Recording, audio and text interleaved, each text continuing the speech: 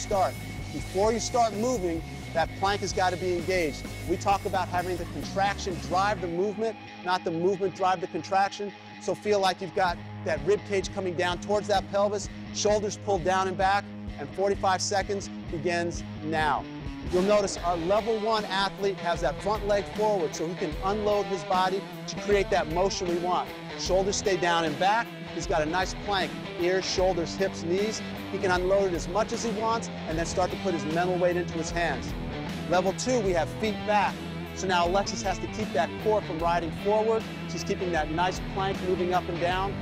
Halfway through, it becomes a moving plank. So if you're at the level 3, you're now going to switch legs here, because what Daniel's been doing is a single leg chest press. So he has to keep that moving plank moving up and down, but he also has to resist that rotation in through the hips.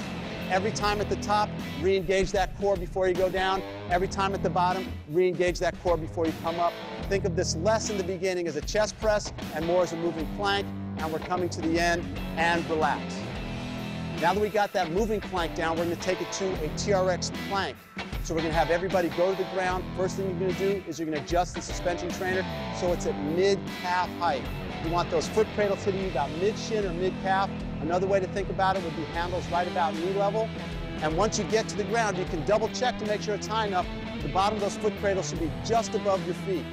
To make sure you know how to go toes in or heels in, you can refer to our setup and use. We're going to go 4 sets of 10 seconds hold. We're not going to give you a 60-second or 30-second plank where you fatigue. We want you to be strong each time. So our first 10 seconds begins now. Once again, level 1 is going to be basically in a 6-point plank. Feet, knees, elbows, all controlling themselves.